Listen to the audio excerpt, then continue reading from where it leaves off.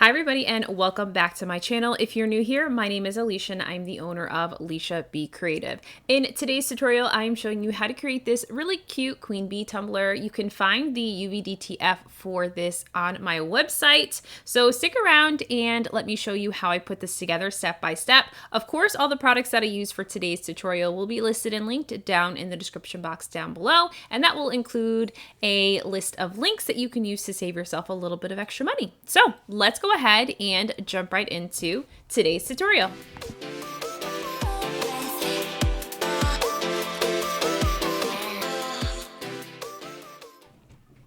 All right, so to start this tutorial off, of course, we are going to prep our tumbler. So I am using a 30-ounce tapered tumbler. So that means that the top of this cup is not the same width as the bottom. I'm just about done with the lot of these, believe it or not. So you probably won't see this style for a long time, but I originally got these from Craft Haven and scored a really good deal on those. But you can also find these at Maker Flow, which I'll link down below. So I went ahead and spray painted that cup with a really pretty yellow. I will list the color down in the description box. It's a Rust-Oleum color. I think all of my spray paints, if they're not color shop, they're Rust-Oleum, but it's this really pretty sort of pastelish yellow. And we're going to go over this using the epoxy method as my application. And we are going to add this color called Sunny Day. So it matches perfectly to the paint. Wanted to have a really pretty sort of yellow base to go with this cup. So then I went into Cricut Design Space and I did a little bit of work in there. I kind of searched around for some hexagon shapes and I was able to find one that I liked, and then I just created these images here. So really I just added a bunch of these to my canvas.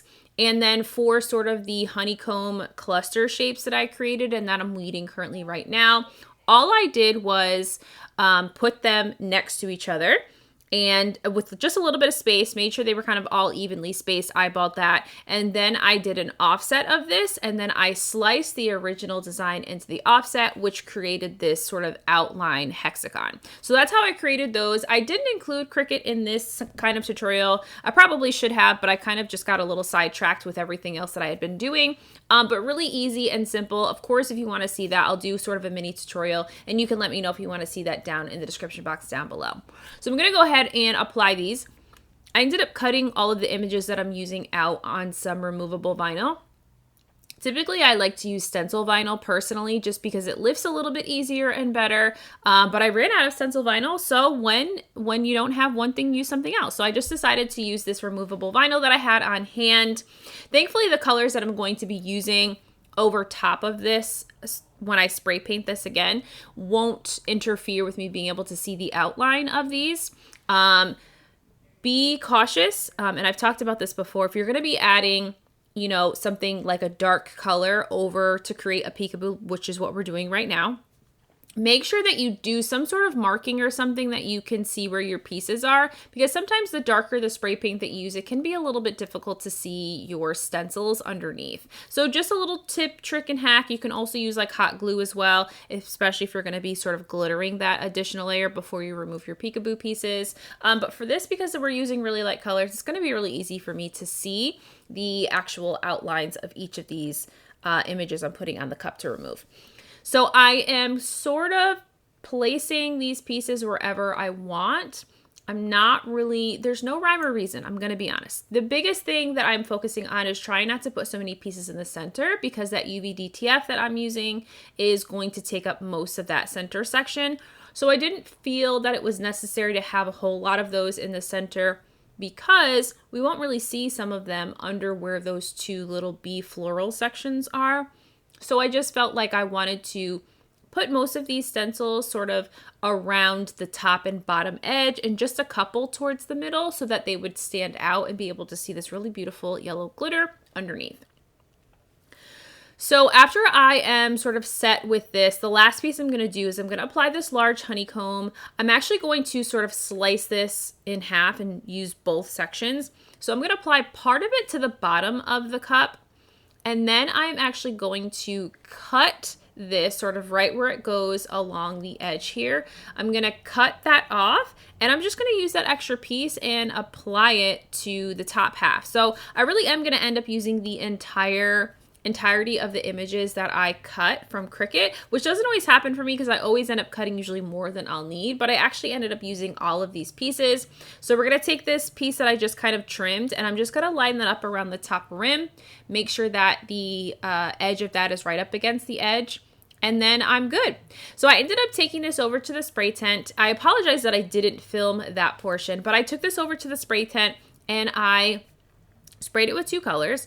So the middle color is Dreamy Lavender from Rust-Oleum. I started with that color, and then I went in with this sort of dainty pink color. It kind of shows more off-white here, but it technically is a pink, and I'll list that, of course, down in the description box down below. But I just did sort of like an ombre. So I started with the purple in the center. Then after I did the purple, I did the pink, and then I go back in with the middle color so that I can have just a little bit of that overspray into the pink. So once I've done that, of course, I did wait for this to fully dry because the colors that I was using were glossy paint, so they take a little bit longer than like your flat or matte color spray paints. And now we're ready to go ahead and remove our stencils. So the one thing that I don't love about removable vinyl is it's a little bit harder to remove than stencil vinyl. It doesn't come up as nicely and it always comes up in pieces. So being patient and really taking my time, because of course I don't want to accidentally slip my weeding tool and scratch my paint and have to do sort of a cover-up situation. So we're going to go ahead and speed through that process. And once I've removed all of the vinyl, it's ready to go back on the turner for another coat of epoxy. So back on the turner here, and while we are adding a little bit of epoxy to this, of course, to seal in this peekaboo, I'm going to add a little bit of Moon Dust from Vinyl Gallery. Just that fine glittery mica to give this outer layer a really beautiful sparkle and shine. And we actually will go back into with a little bit of some chunky glitter as well.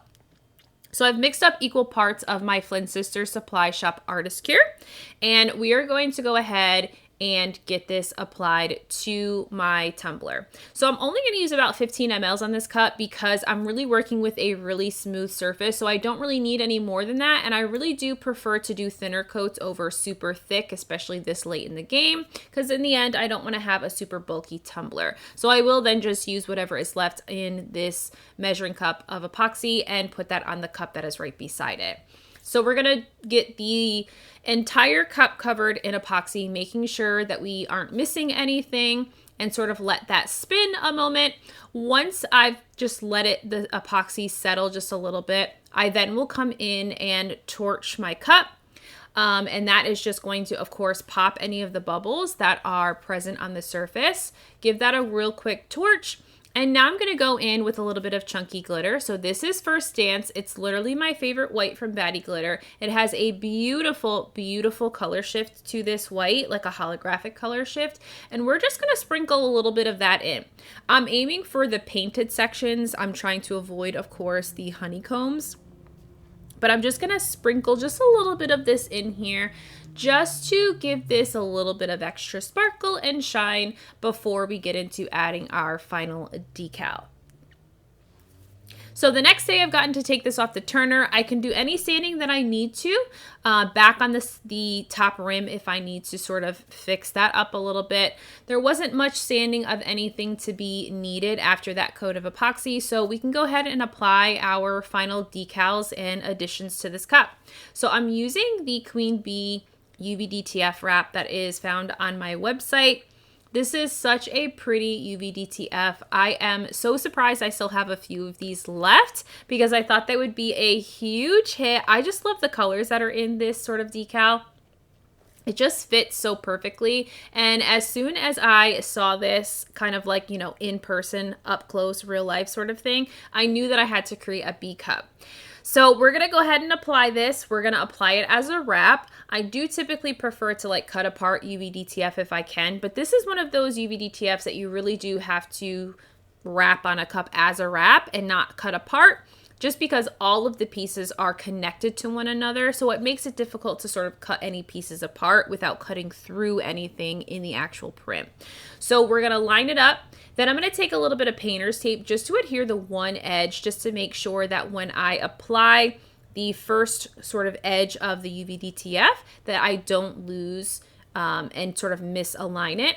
And then we'll go ahead and wrap this just like we would a vinyl wrap, but I always err on the side of caution I like to kind of go over it a couple times before I am certain that this is going to fit completely, especially when going over something like a tapered cup, which this is, because of course it's not going to match up perfectly like something like this would on a completely straight-sided cup. Thankfully, there was a little bit of a gap in between where both edges of the cup will meet on this 30 ounce. So I was able to get away with even that slight misalignment and not really being able to see that it is in fact slightly misaligned. So we've gotten that applied. And so the last piece that I'm going to do is I got these cute little bees. You can find these on Amazon, but I've got these in my Bee Gnome subscription box from Sculptistry a while ago, and so I'm actually going to use these for this cup. I feel like it's perfect and it matches this cup so nicely. So let's go ahead and apply these. So I only have 2. I do have like another stash of these somewhere in my craft room, of course, but we're going to use just these 2 just to add a little bit of extra something to this cup here, and we're just going to apply these with a little bit of UV resin. So I have like a mini sample bottle of UV resin that I'm going to use, and I'm going to apply just a little bit to the wings on the back of these sort of little embellished bees, and we'll then just put that under the UV light for about 30 seconds in order to ensure that the UV resin has had enough time to harden underneath that sort of like bee embellishment piece. I'm going to do that with the second bee. So I put one up top, and then I put, of course, one towards the bottom here. Again, cure that for 30 seconds before it's ready to go to get its final sealing. So now that we have applied our bees, the last thing I want to do before I do add the final coats of epoxy on this is I always like to seal in my UV DTF. I find that if I don't, I end up with fisheyes along my UV DTF because the UV prints, for whatever reason, just don't necessarily love epoxy. So sealing them with either a spray sealer, polyacrylic, or Mod Podge, which is what I'm using here, is a great way to make sure you don't end up with fisheyes in your next coat of epoxy. So I'm going to do a nice coat all over the UV DTF. That's the only thing that's really going to need any sort of sealing. The rest of this, of course, was already sealed with epoxy. And so I'm going to let that dry for 30 to 45 minutes until it is completely transparent again. And then this cup will go back on the turner for final coats of epoxy. So of course this cup took 2 final coats of epoxy to finish off, and here is the final look of this cup. I feel like this is such a sophisticated looking clean bee cup. I hope that you guys did enjoy this tutorial. If you loved it, of course, give this video a huge thumbs up and subscribe to my channel, and I'll see you guys again in the next one. Bye!